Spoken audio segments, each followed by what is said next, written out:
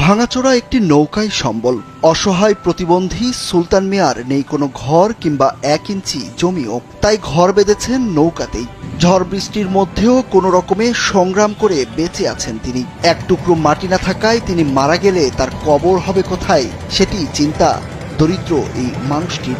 এসব চিন্তা থেকেই নৌকায় 13 বছর ধরে দাফনের কাপড় রেখে দিয়েছেন সুলতান মিয়া। দাফনের কাপড়ের সঙ্গেই কবর দেওয়ার জন্য রেখেছেন ভিক্ষা করে জমানো কিছু টাকাও। আমার দাফনের কাপড় এই নৌকায় আছে, আর আমার দাফনের কাপড়ে আমি কিছু টাকাও রাখছি বাস কেনার জন্য। এছাড়া আমার কোনো উপায় নাই, দেখার মতো কোনো মানুষ আমার নাই ভাই। জনগণ মানুষই আমাদের দেখতে রাখে। মিনিস্টার দিচ্ছে বিদ্যুৎ সাশ্রয়ী এসি 30% মূল্য ছাড় এক্সচেঞ্জ অফারে। মিনিস্টার।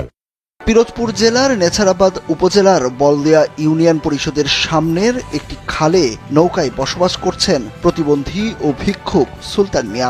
নৌকার সামনে বড় প্লাকার্ডে লেখা তার জীবন কাহিনী। ছোট্ট খালের পাশে জনগুরুত্বপূর্ণ রাস্তা দিয়ে যাওয়ার সময় চোখে পড়বে তার মনের আকুতি দিয়ে লেখা এই জীবন কাহিনীটি। অসহায় কিছু বলতে নাই, ওর ছেলের পান দেখি না, খালি নৌকায় থাকে, নৌকায় ভিক্ষা করে। এই লোকটাই 13 বছর পর্যন্ত এই নৌকায় থাকতে আছে। আর আমার বাড়ি তো বালিহেরে, আমি তো সবসময় দেখি, কিন্তু এর দৃষ্টি কেউ খেয়াল করে না। নৌকায় খায় বা থাকে, রাত্রে নৌকায় ঘুমায়, চাইছেন যে খায়। ভূমিহীনদের যে ঘর দেয় সেখানে পাইলে সে সুলতান ভাই থাকতে পারে, খাইতে পারে, ভিক্ষা করে খাইলেও খাইতে পারে। এরপর মৃত্যুর পরে যাতে তার একটা দাফনের জন্য জায়গা হয়। এই ইউনিয়নেরই রাজবাড়ি গ্রামে জন্ম সুলতান মিয়ার। জৈবনে কাঠ কাটতে গিয়ে মাথায় আঘাত পেয়ে অসুস্থ হয়ে পড়লে চিকিৎসা খরচ মেটাতে নিঃস্ব হয়ে পড়েন তিনি। একটি ঘরের আশায় এই ইউনিয়ন পরিষদের সামনেই বসবাস তার। দীর্ঘ 13টি বছর অপেক্ষা করেও পাননি স্থানীয় জনপ্রতিনিধি কিংবা উপজেলা প্রশাসনের সহযোগিতা। আমার থাকার মতন কোনো জায়গা জমি নাই। আমি প্রধানমন্ত্রীর কাছে একটু আবেদন করি, আমার একটু ভূমিহীনে একটু ঘরবাড়ি একটু করে দেয় নাকি।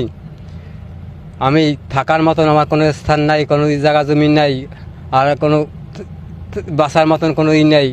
আমি 13টি বছর এই নৌকায় বাস করি।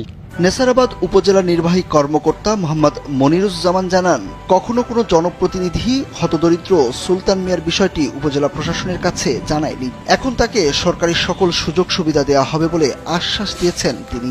আসলে আপনাদের কাছ থেকে প্রথমবার শুনেছি, উনি কখনো আমাদের কাছে আসেন নাই বা কোনো দরখাস্ত বা ওনার পক্ষে কোনো জনপ্রতিনিধি থেকেও আমরা পাই নাই যে এরকম একজন লোক আছে। তো আপনারা যেহেতু খোঁজ পেয়েছেন তাকে, আপনাদেরকে ধন্যবাদ। আমরা তার জন্য যে সরকারি সুযোগ সুবিধা আছে সেই সমস্ত সুযোগ সুবিধা তাকে প্রদান করা হবে। এলাকাবাসী বলছেন, সুলতান মিয়া খুবই অসহায়। দীর্ঘদিন ধরে এই নৌকায় বসবাস করছেন। সহায় সম্বলহীন এই মানুষটির কিছুই নেই। অসুস্থ হওয়ায় করতে পারেন না উপার্জন। তাই সরকারের পক্ষ থেকে একটি ঘর এবং বয়স্ক বা ভূমিহীন ভাতার ব্যবস্থা করে দিলে খেয়ে পড়ে বাঁচতে পারত এই মানুষটি। সুরুজ আহমেদ, কালবেলা।